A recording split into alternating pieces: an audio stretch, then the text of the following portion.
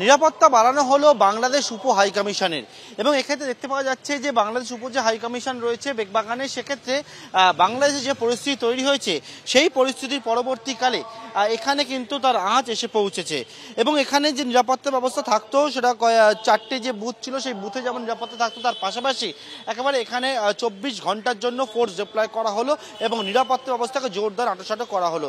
Assistant commissioner পদমর্যাদার officer তিনি যেমন থাকবেন, বিভিন্ন যে গেটগুলো রয়েছে, বিভিন্ন প্রান্তগুলো রয়েছে সেইগুলো দেখবেন। অন্যদিকে অ্যাসিস্ট্যান্ট কমিশনার পদমর্যাদার অফিসারের পাশাপাশি দুজন ইন্সপেক্টর পদমর্যাদার অফিসার থাকছেন, লাঠিধারী পুলিশ থাকছেন, এএসআই বা সাব ইন্সপেক্টর নিযুক্ত করা হলো।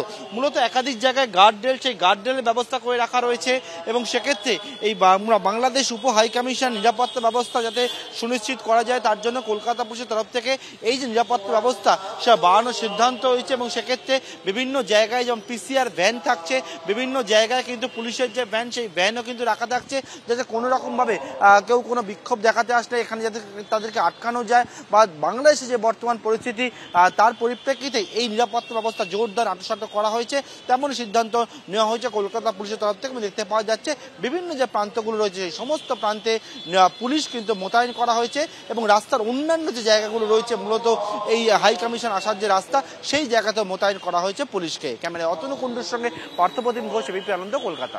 বাংলাদেশ ডেপুটি হাই কমিশন চত্বরে আজকে নিরাপত্তার কড়াকড়ি গতকালের অভিযানের পর, আর সেই প্রসঙ্গে কি বললেন বিজেপি বিধায়ক শঙ্কর ঘোষ, দেখুন।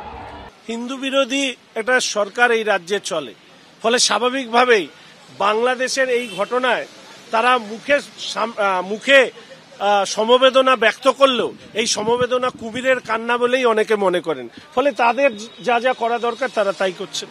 লাগাতার অশান্তিতে জেরবার বাংলাদেশে বসবাসকারী সংখ্যালঘু হিন্দুরা, উঠছে শান্তি ফেরানোর দাবি। কেউ কেউ মুখ খুলছেন ইউনূস সরকারের ভূমিকা নিয়ে।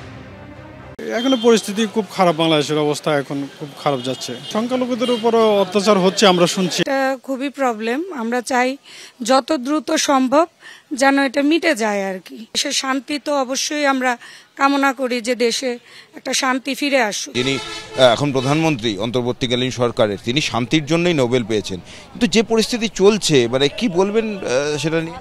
তিনি শান্তি থেকে আসলে এখন অশান্তি বেশি সৃষ্টি করছে। সে যখন হিন্দুদের সম্বন্ধে কোনো কাহিনী শোনে বা ঘটনা শোনে তখন সেখানে চুপ, কিন্তু যখনই কোনো মুসলমানদের কাহিনী আসবে তখনই এই বিষয়টা নিয়ে সে একদম অবশ্যই আতঙ্ক কাজ করছে। আতঙ্ক ছাড়া তো বেঁচে থাকার উপায় নেই। বাংলাদেশে হিংসা রাজনীতি, কারণ দেশ নিয়ে তো কেউ ভালোবাসে না, সবাই তো চাই যে আমি ক্ষমতা কিভাবে ধরে রাখবো, ক্ষমতা কিভাবে থাকবো, দেশ নিয়ে কারো ভাবনা নেই। ধর্ম তো আমাদের হৃদয়ের মধ্যে, ধর্ম পালন করব। আমরা ইসকন মন্দিরে যাব যতক্ষণ পর্যন্ত মন্দির আসে, আর যত ভেঙে দিলে সেখানে আমরা ঘরে বসে, ঘরের কোণে বসে আমরা অর্চনা করব, পূজা অর্চনা করব। এরপরে যদি তাদের আমাদেরকে গুলি করে মেরে দেয় তো তার কোনো বাধা নেই, মেরে দিতে পারে, জীবন দেবো, কিন্তু ধর্ম ত্যাগ করবো না। খুব চিন্তার ব্যাপার, এটা ভবিষ্যতে কি হবে এটা বলা যায় না।